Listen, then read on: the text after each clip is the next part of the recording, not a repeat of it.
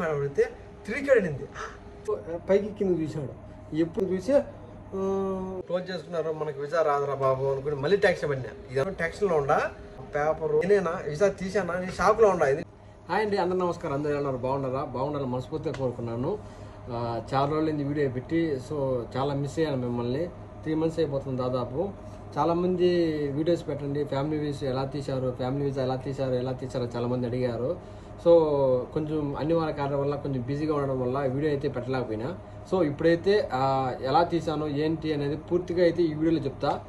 తప్పకుండా మన ఛానల్ని ఎవరైనా కొత్తగా చూస్తున్నట్లయితే లైక్ చేయండి. అలాగే ఇంకా ఎవరైనా కొత్తగా మన ఛానల్ ఇంకా సబ్స్క్రైబ్ చేయకపోతే సబ్స్క్రైబ్ పెట్టుకోండి. అలాగే చాలా మందికి అందరికీ కూడా చాలా సారీ అండి, ఎందుకంటే చాలా మంది అడిగారు ఫ్యామిలీ వీసా పెట్టండి, ఎలా తీశారు ఏంటి అని వీడియో పెట్టండి చాలా మంది అడిగారు. ఈ వీడియో పెట్టలేక కొంచెం బిజీగా అయిపోయినా, అలాగే కొంచెం అదే పర్సనల్ ప్రాబ్లం వల్ల వీడియో అయితే చేయలేకపోయినా. ఈ వీడియోలో అయితే మొత్తం మీకు చెప్తా, తప్పకుండా పూర్తిగా చూడండి. అలాగే ప్రతి ఒక్కరికి సారీ, ఎందుకంటే చాలా కామెంట్లు పెట్టారు ఈ వీడియో చేయండి ఫ్యామిలీ ఎలా తీశారు ఏంటి అనేది, కానీ బిజీ అయిపోవడం వల్ల వీడియో చేయలేకపోయినా. ఈ వీడియో అయితే ఖచ్చితంగా పూర్తిగా అయితే చూడండి.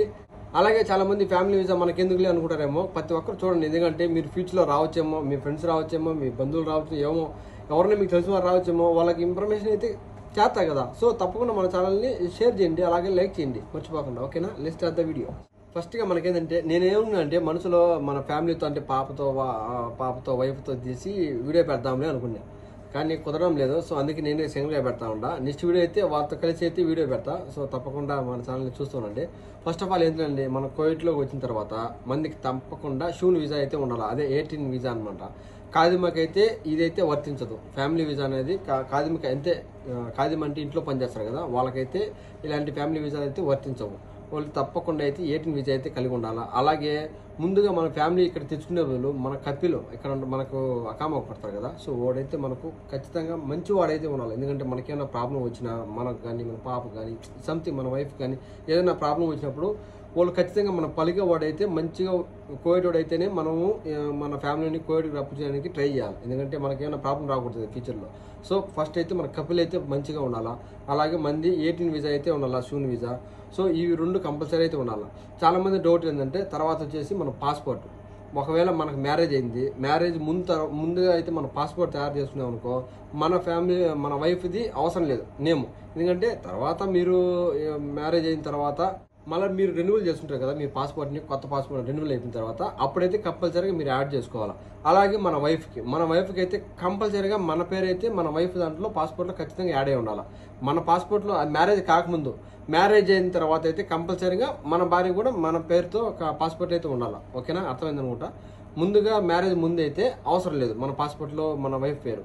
అదే మన వైఫ్కి అయితే కంపల్సరీగా మన పేరు అయితే యాడ్ అయితే ఉండాలి. ఓకేనా. అలాగే వచ్చేసి మీకు పిల్లలు ఎవరన్నా రప్పించుకోవాలి కోవిడ్ కంటే కంపల్సరీగా మన పాప బాబు అయితే వాళ్ళ పాస్పోర్ట్ లేదు, కంపల్సరీగా ఫాదర్ అండ్ మదర్ కంపల్సరీగా పేరు అయితే ఉండాలి. ఆ పేర్లు ఉంటేనే అలో అవుతుంది.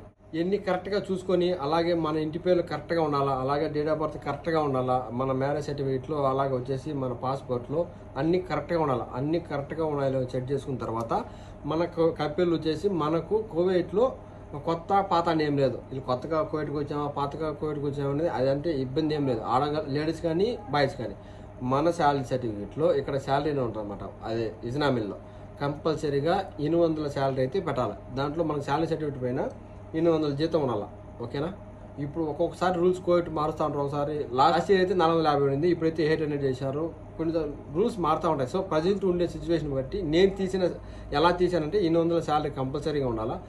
శాలరీ సర్టిఫికేట్ 800 శాలరీ పెట్టిన తర్వాత అవన్నీ తీసుకొని నెక్స్ట్ ఏం చేస్తారంటే ఇప్పుడు మన వైఫ్ పాస్పోర్టు, మీ పాస్పోర్ట్ జిరాక్స్, అలాగే పాప పాస్పోర్ట్ జిరాక్స్ అన్నీ తీసుకెళ్ళి marriage certificate original marriage certificate అయితే మన ఏజెంట్కి అయితే ఇవ్వాలి. ఎందుకంటే దానిపైన ఢిల్లీలో స్టాంపింగ్ వేసి మనకైతే ఇస్తారు. అది ఒరిజినల్ సర్టిఫికేట్ కోవిడ్ అయితే తీసుకెళ్ళి రావాలి కంపల్సరీగా. ఆ స్టాంపింగ్ వేసిన ఒరిజినల్ మ్యారేజ్ సర్టిఫికేట్ అయితే మన కోవిడ్లో కంపల్సరీగా ఉండాలి మన దగ్గర. అంటే అది ఉంటేనే ఇక్కడైతే మన కోవిడ్ ఎంబసీలో అయితే మనకు మ్యారేజ్ సర్టిఫికేట్ అనేది పుడుతుంది. ఆ మ్యారేజ్ సర్టిఫికేట్ ఒరిజినల్ లేకపోతే పుట్టదు. ఒకవేళ వాస్తా మనకి ఏమైనా ఉంటే ఓకే పుడుతుంది, కాకపోతే కంపల్సరీగా మన దగ్గర ఉంటే బెస్ట్ అనమాట. మర్చిపోయిన కంపల్సరీగా మన పాప బర్త్డే కానీ పాప కానీ బాబు కానీ కంపల్సరీగా బర్త్ సర్టిఫికేట్ మీద ఢిల్లీ స్టాంపింగ్ అయితే కంపల్సరీగా ఉండాలి. అది ఉంటేనే ఇక్కడ వీసా పడుతుంది. ఓకేనా, మర్చిపోకుండా మన పాపకు బాబుతో బర్త్ సర్టిఫికేట్ ఉంటుంది కదా, డేట్ ఆఫ్ బర్త్ సర్టిఫికేట్ మీద ఆ డేట్ ఆఫ్ బర్త్ సర్టిఫికేట్ మీద కంపల్సరీగా ఢిల్లీ స్టాంపింగ్ అయితే వేసి ఉండాలి. ఆ ప్రజెంట్ ఉన్న సిచ్యువేషన్లో, ప్రజెంట్ ఉన్న కోవిడ్ రూల్స్లో. ఒకవేళ మారితే మారనొచ్చు, ఓకేనా, మర్చిపోకండి. మనకు ఇండియాలో ఉన్న ఏజెంట్కి ఇస్తే తను స్టాంపింగ్ అయితే పంపిస్తాను అనమాట. ఆ స్టాంపింగ్ ఏంటంటే ఢిల్లీకి వెళ్తారు కదా, సో అక్కడైతే స్టాంపింగ్ చేసుకొని తర్వాత 10 రోజుల తర్వాత మనకైతే పేపర్లు అయితే ఇస్తారు. సో ఆ పేపర్లు అన్నీ కంప్లీట్ అయిన తర్వాత ఇక్కడ కోవిడ్ ఎంబసీ ఉంటుంది అనమాట. ఇక్కడ మళ్ళీ కోవిడ్ ఎంబసీ దగ్గరికి వెళ్ళి నాకు మా దగ్గర మ్యారేజ్ సర్టిఫికేట్ కావాలా, నేను మా వైఫ్ను మా పాపను వాళ్ళను కోవిడ్కి పిలిపించుకోవాలని చెప్తే సో మన సర్టిఫికేట్ అన్నీ తీసుకురామని చెప్తారు. సో మన అప్పుడేమవుతారు, ఢిల్లీ స్టాంప్ వేశారు లేదా చెక్ చేస్తారు.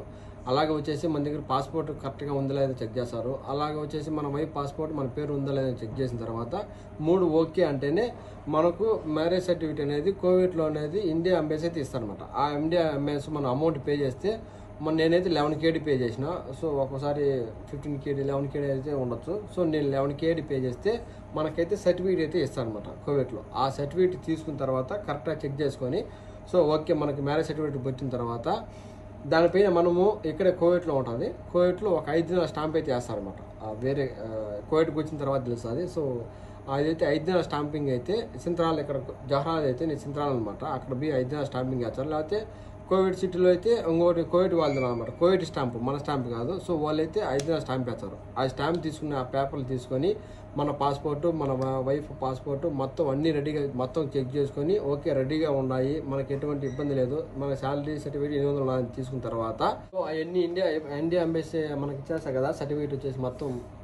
సో ఆ తర్వాత ఏం చేయాలంటే ఇవన్నీ తీసుకొని మన పాప పాస్పోర్టు, బాబు మన వైఫ్ది, మనది, మన 800 శాలరీ సర్టిఫికేటు, కపిల్ది మొత్తం ఈ పేపర్లన్నీ తీసుకెళ్ళి నేరుగా వీసా అప్లై చేయడానికి పోకూడదు. అవన్నీ తీసుకెళ్ళి ఫస్ట్ ఇక్కడ కంప్యూటర్ సెంటర్ అనమాట, సో మక్తబ్ అంటారు. సో మక్తబ్లోకి వెళ్ళి నేను ఫ్యామిలీ వీసా తీయాలనుకున్నాను. సో దాని ప్రాసెస్ మీరు టైప్ చేస్తారు కదా, సో అదే వాళ్ళు ఒక మొత్తం టైప్ చేసి మనకైతే ఒక పేపర్ ఇస్తారు అనమాట, 4-5 పేపర్లు ఇస్తారు. సో ఎలా వీసా తీసుకోవాలి ఏం కదా మొత్తం అరబీలో మొత్తం ట్రాన్స్లేట్ చేస్తారు, ఇంగ్లీష్ అరబీ. సో వాళ్ళైతే మొత్తం టైప్ చేసి మనకైతే పేపర్లు అయితే ఇస్తారు. సో మనం మర్చిపోకుండా అలాగే మనకు పాస్పోర్ట్ కాపీలు మన వైఫ్ది, పాపది, మనది మొత్తం తీసి పెట్టుకోవాలా. అలాగే మనకైతే పేపర్లు ఇచ్చారనమాట. సో ఆ పేపర్లు మన కంప్యూటర్లో తీసుకెళ్ళి మన పాస్పోర్ట్ మొత్తం మళ్ళీ మనం అన్ని కంప్లీట్గా అన్ని పేపర్లు తీసుకెళ్ళి తర్వాత వచ్చేసి మనం జవాజాత్కి వెళ్ళాలి. అదే జవాజాత్ అంటే మనకు వీసా తీసుకుంటాం కదా, సో అక్కడికైతే వెళ్ళాలి. అక్కడికి వెళ్ళిన తర్వాత కరెక్ట్గా నీట్గా ఉన్నాయి లేదా ఒకటి బట్టి ఒక పేపర్ 2 జిరాక్స్ తీసుకెళ్ళాలి. ఎందుకంటే ఒక చోట ఒకటి తీసుకుంటారు, ఇంకో చోట ఒకటి తీసుకుంటారు. ప్రతి ఒక్కటి కంపల్సరీగా జిరాక్స్ అయితే ఉండాలి. ఒరిజినల్ జిరాక్స్ అయితే కంపల్సరీగా ఉండాలి. ఎందుకంటే నేను కిందనే ఉండాలి జిరాక్స్ సెంటర్. నేనైతే 4-5 సార్లు తిరిగినాను. నేను మా ఫ్రెండ్ వెళ్ళినా కదా, 4-5 సార్లు పైకి ఆ జిరాక్స్ ఈ జిరాక్స్ అంటారు. సో తప్పకుండా ప్రతి ఒక్క పేపర్ అయితే జిరాక్స్ అయితే తీసుకెళ్ళండి. అలా కరెక్ట్గా లేదు, దీంట్లో కరెక్ట్గా లేదు, మళ్ళీ రేపు రాపో, ఈరోజు బేస్తారు, ఇన్నెన్నో చాలా ఇబ్బందిగా పడుతుంది. అందుకే ఏం చేయాలంటే అన్నీ కరెక్ట్గా ఉన్నాయో చెక్ చేసుకోండి. పాస్పోర్టు, మన వైఫ్ పాస్పోర్టు, పాప పాస్పోర్టు కరెక్ట్గా ఉన్నాయి లేదా, అలాగే వచ్చి మ్యారేజ్ సర్టిఫికేట్ స్టాంపింగ్ వేసామా లేదా, ఓకేనా. అలాగే వచ్చేసి మొత్తం కరెక్ట్గా క్లియర్గా తీసుకున్న తర్వాత మనమైతే జవాజాత్కి వెళ్ళాలా, ఓకేనా. అవన్నీ వాటితో పాటు మనకి 800 శాలరీ పెట్టింటాయి కదా, సో ఆ సర్టిఫికేట్. అలాగే వచ్చేసి మన కపిల్ ఉంటారు చూసిన, కోవిడ్లో కొట్టిన కపిల్లో బతాక కంపల్సరీ, అతను బతాక అయితే కంపల్సరీగా తీసుకెళ్ళాలి. అలాగే కోవిడ్లో మీరున్న మీ బతాక తీసుకెళ్ళాలి. అన్నీ కరెక్ట్గా ఉన్న తర్వాత అయితే లోపలికి వెళ్ళి మీద అప్లై చేసుకోవచ్చు. నాకైతే ఒకటే టెన్షన్, ఎందుకంటే నేను పోయింది బేస్తవారం, రేపు శుక్రవారం శనివారం హాలిడే కోవిడ్లో. నాకైతే ఒకటే టెన్షన్ వచ్చేసింది, ఎందుకంటే ఆ పని వర్క్ అవుతుందా అవుదా, మన కమిటీ కోవిడ్ వెళ్ళాడు, పైకి రపో కిందికి పో అని తిప్పించుకున్నారు. నాకైతే భయంకరమైన టెన్షన్. ఇంకోటి ఏం తెలుసా, నేను అకామ్ మార్చుకోవాలి కంపల్సరీగా. ఎందుకంటే అకామ్ మార్చుకుంటే 800 శాలరీ పెట్టరా ఏంది అసలు. అయితే నాకైతే భయంకరంగా టెన్షన్ వచ్చేసింది. ఈ వీసా వచ్చాదా, మళ్ళీ వారం అంటారు, మళ్ళీ వారానికి నేను అకామ్ టైం దగ్గర పడింది. నా అకామ్ మార్చుకుంటే ఫ్యామిలీ వీసా తీయాలి. నాకైతే ఎన్నెన్నో ఆశలు ఉన్నాయి. సో మా పాపను మా వైఫ్ను కంపల్సరీగా కోవిడ్కి ఎలాగైనా తీసుకురావాలని అయితే నేను భయంకరంగా అయితే కష్టపడినా. సో లాస్ట్కి వెళ్ళేటప్పటికి ఏం చేసేది తెలుసా, అక్కడున్న పోలీసుడు పెద్దోడు అన్నీ స్టార్టింగ్ వెళ్ళిపోతుంది, పేపర్లన్నీ తీసుకుని లోపలికి వెళ్ళిపోతుంది. ఈ మేడం అయితే ఫస్ట్ స్టార్టింగ్లో ఉన్న మేడం అయితే మొత్తం అన్నీ చెక్ చేసింది, అన్ని జిరాక్స్లు లేవు, ఇంకో తీసుకురాపని చెప్పింది. అన్నీ తీసుకొని వచ్చిన తర్వాత అయితే మొత్తం అయిపోయింది నా ప్రాసెస్. లోపలికి వెళ్ళిన తర్వాత నా ప్రాసెస్ అయిపోయిన తర్వాత లోపలికి వెళ్తే మళ్ళీ కోవిడ్కి మినిస్టర్ అనమాట, ఈ కోవిడ్కి పెద్ద పోలీసుడు ఒక ఉంటాడు అనమాట, మొత్తం జవాజాత్కి మొత్తం. సో నేను అక్కడికి వెళ్ళిన తర్వాత అతను సంతకం పెట్టాలి. అతను సంతకం పెట్టిన తర్వాత వేరే చోటకి వెళ్తే వాళ్ళు వీసా ఇస్తారు. సో నేనేం చేశానంటే అతని దగ్గరికి వెళ్తేనే మొత్తం పేపర్లు మొత్తం చెక్ చేశాడు. మొత్తం పేపర్లు చెక్ చేస్తానే ఫస్ట్ మేడం ఏం చెప్పాలి నాకు ఆమెని మొత్తం అతనైతే చెక్ చేశాడు. అతను చెక్ చేసిన తర్వాత మళ్ళీ మిస్టేక్ చేసిన మనం ఒరిజినల్ మ్యారేజ్ సర్టిఫికేట్ ఉంటుంది కదా కోవిడ్లో, కంపల్సరీగా ఒరిజినల్ మ్యారేజ్ సర్టిఫికేట్ కంపల్సరీగా ఉండాలి మన దగ్గర. సో ఒరిజినల్ మ్యారేజ్ సర్టిఫికేట్ ఉంటుంది కదా, సో అది దాంట్లో వెనక పక్క 5 స్టాంపింగ్ కోవిడ్లో కూడా పోయాలంట. అది నాకు తెలియదు. అప్పుడు అతను ఏమన్నా అంటే ఆ టైం కరెక్ట్గా 10:30 అయింది. సో 1:30 క్లోజ్ చేస్తారు, 1:30 క్లోజ్ చేస్తారు. సో ఈ మళ్ళీ బ్యాక్ సైడ్ 5 స్టాంపింగ్ వేసుకురాపో లేకపోతే బెయిన్ అన్నాడు. అబ్బా నాకైతే భయంకర టెన్షన్ వచ్చేసింది. ఎందుకంటే ఇంక రేపు మొన్నాడు హాలిడే, ఇంక తీలేనురా బాబు అనుకున్నప్పుడు నేను ఆశలో గలం తెప్పి ఇంక 5 స్టాంప్ వేయాలంటే మళ్ళీ ఒక 2 కిలోమీటర్లు పోవాలి, 3 కిలోమీటర్ల బండిలో. నేనేమంటే టైం కాదు ఈరోజు కాదనుకుని వదిలేసి ఆశలో వెళ్తాను. మా ఫ్రెండ్ వచ్చేసి రా త్వరగా పదాం వెళ్దాము, అయితే అవుతుంది లేకపోతే అన్నాడు. సరే ఇంక మేము ఇద్దరం తీసుకెళ్ళి అక్కడి నుంచి మళ్ళీ వేరే అదే 5 స్టాంపింగ్ వేస్తారు కదా, సో అక్కడికి వెళ్ళి త్వరగా మళ్ళీ అమౌంట్ కినిటేనే ఎక్కడైనా క్యాష్ అయితే తీసుకోరు, ఓకేనా. కంపల్సరీ మన దగ్గర ఏటీఎం కార్డు అయితే ఉండాలి కోవిడ్లో. అక్కడికి వెళ్ళి త్వరగా 5 స్టాంపింగ్ వేసుకొని మళ్ళీ రిటర్న్ వచ్చేళ్ళకి ఇంక లాస్ట్ ఇంక అయిపోయి క్లోజ్ చేస్తారు అన్నంగా ఏం చేయాలో అర్థం కాక సరే నేనైతే లోపలికి వెళ్ళిపోయా. ఓటు నా దిక్కు పైకి కింద చూశాడు, ఎప్పుడు పోయినారు ఎప్పుడు స్టాపింగ్ వేసుకొచ్చారని పైకి కింద చూసి అట్లా చూశాను. నన్ను చూసి షాక్ అయితేనే సర్లే దిప్పి మామూలుగా అయితే నేను వెళ్తాను లోపలికి రానిలా నా వెనకబెట్టి ఇంకో కోవిడ్ వచ్చింది. ఇప్పుడు లేదు రాపో ఆఫ్టర్ సండే రాపో అని చెప్పినాడు. అంతలో నా వెనకబెడితే దేవుడు ఎట్నో ఇంకో కోవిడ్ వస్తే దానికి సొంతం కావాలా. అవును వచ్చి అది వెళ్తానే ఓడిన ఇంకా నన్ను ఏం అనలేక ఏం చేయలేక సర్లే రా అని చెప్పి నన్ను పిలిపించి అని అన్ని మొత్తం చెక్ చేసుకున్నాడు. లేచి ఇంత సొర అన్నాడు. అంటే ఎందుకు అంత ఫాస్ట్గా వచ్చినాడంటే రేపు మొన్న ఆడలేదు సార్ మా కపిల్ ఒప్పుకోడు, అది ఏదో ఒక 2 మాటలు చెప్పేసి త్వరగా అవన్నీ సైన్ చేయించేసి మొత్తం లోపలికి వెళ్ళిన తర్వాత అక్కడ ఒక మేడం 2-3 మేడమ్స్ ఉన్నారు. సో అదొక కౌంటర్ అనమాట, అక్కడ కూర్చోండా. సో లాస్ట్ టైం అయిపోతుంది, వాళ్ళందరూ పేపర్లన్నీ సెట్ చేస్తారు ఇంక వెళ్ళిపోయేదానికి. క్లోజ్ చేసుకున్నారు, మనకి విజా రాదురా బాబు అనుకుని మళ్ళీ ట్యాక్సీ పడినా. ఇదంతా కాదు ఎట్టయితే అట్టగానే ముందుకెళ్తానే మేడం క్లోజ్ చేసినాం, లేదు సండే రాపు అన్నా. మేడం ఎలా కూడా భంగపడుకో మేడం, మేడం వాళ్ళు టైం లేదు మేడం, నాకు అకౌంట్ మార్చుకోవాలి మేడం, నాకు విజా పుట్టిన మేడం, తర్వాత కపిల్ ఒప్పుకోడు మేడం, ఏదో 4 మాటలు ఏదో భంగపడుకొని సరే ఓకే కూర్చొని చెప్పాడు. కూర్చుని పేపర్లన్నీ తీసుకున్నారు. సో పేపర్లన్నీ తీసుకున్న తర్వాత విజా టైప్ చేస్తుంది. అంత త్వరగా వస్తుందా రాదా అసలు ఏంటి అనుకుని టెన్షన్లో ఉండా. సో మేడం తీసుకొని జస్ట్ అలా టైప్ చేసి ఆ పేపరు నేను చూపిస్తుందండి. పేపరు విజా వస్తుంది ఫస్ట్ మా పాప వచ్చింది. చూసిన ఎంత కష్టపడినానో ఆ విజా చూస్తేనే నాకైతే కష్టం అంతా తొలిగిపోయి నేనేనా విజా తీసానా నేను షాక్లో ఉన్నా. ఎందుకంటే అంత త్వరగా విజా వస్తుందని నేనైతే అస్సలు ఎక్స్పెక్ట్ చేయలే. ఒక రోజులో మొత్తం పని అంతా అయిపోయింది, మన దగ్గర పేపర్ కరెక్ట్గా ఉంటే ఒక రోజులో వచ్చేసాను పేపర్. నేనైతే షాక్ అయినా. ఆ తర్వాత వచ్చేసి మా వైఫ్ వచ్చింది, మా వైఫ్ వచ్చానే ఆ విజా చూసేసి నేనైతే భయంకరమైన అసలు లైఫ్లో నేను ఒక విజా తీస్తానా తీయలేని ఒక చిన్న మనసు అయితే ఉంది. సో అది ఫ్యామిలీ విజా 2 చేతులు తీసుకున్నానైతే నా ఆనందం మామూలుగా లేదు, చేతిలో పట్టుకున్నాను. Madam thank you so much madam, thank you madam. నేను వాళ్ళందరికీ థ్యాంక్ యూ చెప్పి మేడం నేను ఫ్లవర్ షాప్లో ఓపెన్ చేస్తాను, మీకు ఏమైనా ఫ్లవర్స్ కావాలంటే అమౌంట్ పే చేయండి. ఎంత మేడం అయితే 3K అనింది. 3K నేనైతే షాక్ అయినా, ఎందుకంటే ఒక్కొక్కరికి 3K అంట.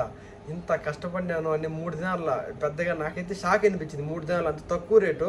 సో కాకపోతే మన ఖర్చులు పేపర్ ఖర్చు స్టాంపింగ్ అనేది ఉంటాయి కదా ముందుగా, అవి అయితే కొంచెం ఎక్స్ట్రా మొత్తం కలిసి మహా అంటే ఒక 30-40 దినాలతో మొత్తం అయితే అయిపోతుంది. సో నేనైతే చాలా హ్యాపీగా ఫీల్ అయినా. ఇక ఎదురుకున్న తర్వాత ఏం కథ అసలు మా వైఫ్ ఎలా వచ్చింది, మా పాపకి ఎలా వచ్చారు కోవిడ్కి, అక్కడ ఏం అడిగారు, ఇండియాలో ఏం అడిగారు, ఎయిర్పోర్ట్లో ఏం అడిగారు అని మొత్తం ప్రాసెస్ అయితే ఉంటుంది. సో తప్పకుండా అయితే నెక్స్ట్ వీడియోలో పెడతా, ఫ్యామిలీతో కలిసి ఒకవేళ కుదరకపోతే నేనే పెడతా. సో తప్పకుండా పార్ట్ 2 అయితే చూడండి, ఎందుకంటే ఎలా వచ్చారు ఇంకా అది కూడా మస్ట్ అండ్ షుడ్, అది కూడా మీరు తెలుసుకోవాలి కంపల్సరీగా. సో ఆ వీడియో మిస్ కాకూడదంటే మన ఛానల్ని తప్పకుండా సబ్స్క్రైబ్ చేసి పెట్టుకోండి, ఓకేనా, మర్చిపోకండి. నెక్స్ట్ వీడియోలో మళ్ళీ కలుద్దాం. ఈ వీడియో నచ్చితే తప్పకుండా లైక్ చేయండి, ఓకేనా. ఈ వీడియో మీకు కంపల్సరీగా నచ్చింది అనుకుంటా. మీకు అర్థం కానిపిస్తే కామెంట్ చేయండి, ఖచ్చితంగా నేను రిప్లై ఇస్తాను. అలాగే ఒక లైవ్ కూడా పెడతా. ఇన్ఫర్మేషన్ మీకు కరెక్ట్గా లేకపోతే కింద కామెంట్ చేయండి, రిప్లై ఇస్తాను. అలాగే తొందరలో మా ఫ్యామిలీతో లైవ్ కూడా మాట్లాడుకుందాం, ఓకేనా.